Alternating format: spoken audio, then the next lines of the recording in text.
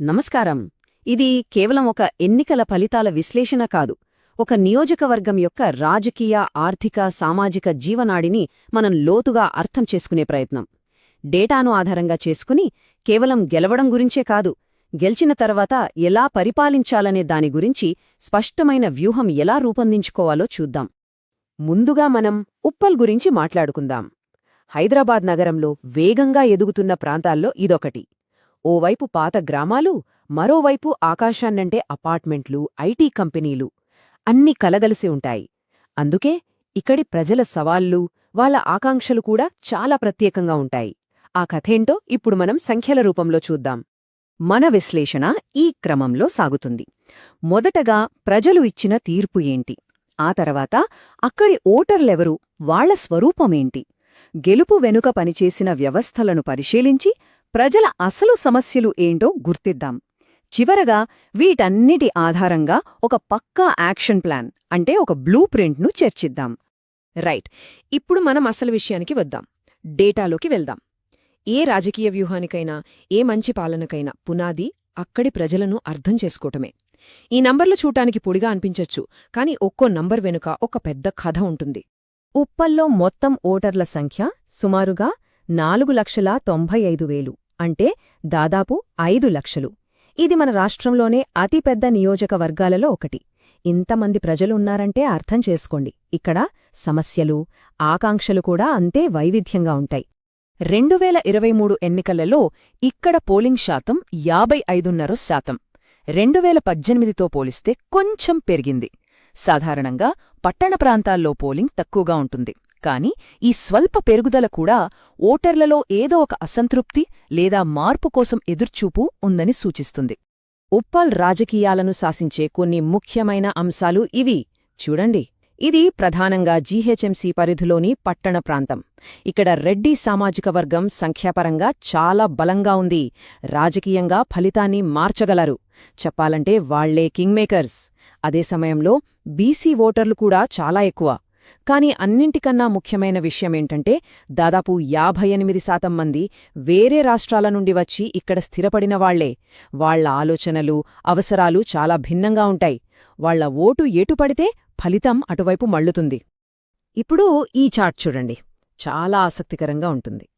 2018 నుంచి 2023కి ఓట్ల శాతం ఎలా మారిందో ఇది మనకు క్లియర్గా చూపిస్తుంది. బీఆర్ఎస్ ఓట్ల శాతం సుమారు 3% తగ్గింది. ఇది చిన్న నంబర్లా కనిపించినా గెలుపోటములను మార్చేయగలదు. కాంగ్రెస్ పార్టీ బలమైన పోటీ ఇచ్చింది, కాని ఇక్కడ మనం ముఖ్యంగా గమనించాల్సింది బీజేపీని. వాళ్ల ఓటు బ్యాంకు 11.8% నుంచి 17.2%కి పెరిగింది. అంటే దాదాపు 5.5% స్వింగ్. ఇది మామూలు విషయం కాదు. పట్టణ ఓటర్లు మెల్లగా వేరేవైపు చూస్తున్నారని చెప్పడానికి ఇది ఒక పెద్ద సంకేతం. ఫలితాలు చూశాం, ఓట్ల లెక్కలు చూశాం. అసలీ గెలుపు వెనుక ఉన్న అసలు కారణాలేంటి? ఇక్కడ మనం ఏ ఒక్కరి గురించో మాట్లాడట్లేదు. ఒక వ్యక్తి గొప్పవాడని లేదా కాదని చెప్పట్లేదు. గెలుపు లేదా ఓటమి వెనుక పనిచేసిన సిస్టమ్స్ గురించి, క్షేత్రస్థాయి వ్యూహాల గురించి మాత్రమే మాట్లాడుతున్నాం. అధికార పార్టీ అభ్యర్థి పరిస్థితిని చూస్తే వాళ్లకు కొన్ని బలమైన ప్లస్ పాయింట్లున్నాయి. సంక్షేమ పథకాలు ప్రజల్లోకి బాగా వెళ్లాయి. సిట్టింగ్ ఎమ్మెల్యేకు అందుబాటులో ఉంటారు, సహాయం చేస్తారు అనే పాజిటివ్ ఇమేజ్ ఉంది. కానీ మరోవైపు అంతే లోతైన మైనస్లు కూడా ఉన్నాయి. పార్టీలో ఎమ్మెల్యే వర్గం, మాజీ మేయర్ వర్గం మధ్య గొడవలు తారస్థాయికి చేరే. దళిత బంధు పథకంలో అవినీతి ఆరోపణలు కూడా వచ్చాయి. అయినా సరే బలమైన క్షేత్రస్థాయి ప్రచారం, సంక్షేమ పథకాలు ఈ బలహీనతలను అధిగమించి విజయాన్ని అందించాయి. ఇది చాలా కీలకమైన పాయింట్. పార్టీలో 2 పెద్ద వర్గాలు, దాదాపు పార్టీ 2గా చీలిపోతుందేమో అన్న పరిస్థితి. అలాంటి టైంలో హైకమాండ్ జోక్యం చేసుకుని ఇద్దర్నీ కూర్చోబెట్టి మాట్లాడటమనేది చాలా ముఖ్యం. అది జరగకపోయుంటే గ్రౌండ్ లెవెల్లో క్యాడర్ కన్ఫ్యూజ్ అయిపోయి ఫలితం ఖచ్చితంగా వేరేలా ఉండేది. అయితే మనం ఈ ఓటర్ల దగ్గరికి వెళ్లటం, వాళ్లతో మాట్లాడటం గురించి చర్చిస్తున్నప్పుడు ఓ ముఖ్యమైన విషయం గుర్తుపెట్టుకోవాలి. ప్రజాస్వామ్యంలో నమ్మకం అనేది చాలా సున్నితమైనది. ప్రజల వ్యక్తిగత సమాచారాన్ని మనం చాలా జాగ్రత్తగా, గౌరవంగా వాడాలి. వాళ్ల అనుమతి లేకుండా ఏదీ చెయ్యకూడదు. ఇది కేవలం మంచి పద్ధతి కాదు, మన దేశ చట్టం కూడా ఇదే చెబుతుంది. ఇదే డేటా పరిరక్షణకు పునాది. సరే, ఇప్పటిదాకా రాజకీయాలు, పార్టీల గురించి మాట్లాడాం. ఇప్పుడు ఫోకస్ మారుద్దాం. అసలు ప్రజలకేం కావాలి? వాళ్ళ నిజమైన సమస్యలేంటి? వాటిని అర్థం చేసుకోవడానికి మనం ఫిర్యాదుల హీట్ మ్యాప్ అనేదాన్ని చూద్దాం. అంటే ఏ ఏరియాలో ఏ సమస్య ఎక్కువగా ఉందో ఇది మనకు స్పష్టంగా చూపిస్తుంది. పాలనలో అన్నిటికన్నా ముఖ్యమైన ప్రశ్న ఇదే. ఉప్పల్ ప్రజలకు నిజంగా, మనస్ఫూర్తిగా ఏమి కావాలి?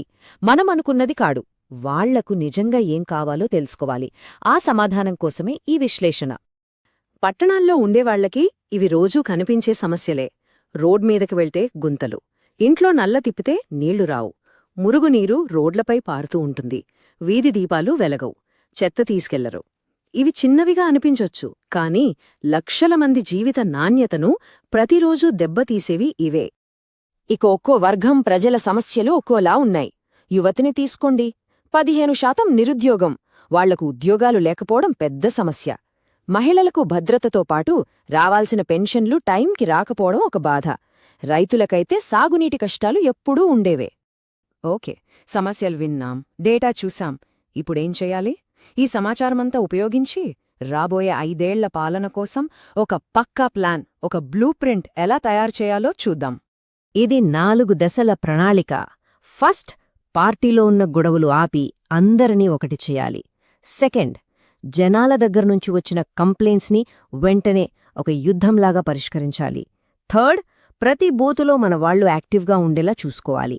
ఇక 4వది చాలా ముఖ్యం, వలస వచ్చిన వాళ్లతో, యువతతో మన బంధాన్ని బలోపేతం చేసుకోవాలి. దీన్నే మిషన్ యువత అనొచ్చు. ఊరికే మాటలు చెప్పడం కాదు. ఉప్పల్ చుట్టుపక్కలే చాలా ఐటీ కంపెనీలున్నాయి. వాటికి కావలసిన స్కిల్స్ యువతకు నేర్పించాలి. అక్కడే జాబ్ మేళాలు పెట్టి చదువుకి ఉద్యోగానికి మధ్య ఉన్న గ్యాప్ని పూడ్చాలి. ఇది ఒక గేమ్ చేంజర్ అయ్యే వ్యూహం. స్వయం సహాయక బృందాలు అంటే మహిళా ఓటర్లలో దాదాపు 40%. వాళ్లకు అద్భుతమైన నెట్వర్క్ ఉంటుంది. వాళ్లను కేవలం లబ్ధిదారులుగా చూడకుండా బూత్ కెప్టెన్లుగా చేస్తే వాళ్లే స్థానిక సమస్యల్ని మనదాకా తెస్తారు, ప్రభుత్వ పథకాల్ని ప్రజల దగ్గరికి తీసుకెళ్తారు. ఎందుకంటే అసలు పాలన అంటే ఏంటి? అది కేవలం రోడ్లు వేయడం, బిల్డింగులు కట్టడం కాదు. పాలన అంటే ప్రజల ఆత్మగౌరవాన్ని కాపాడడం.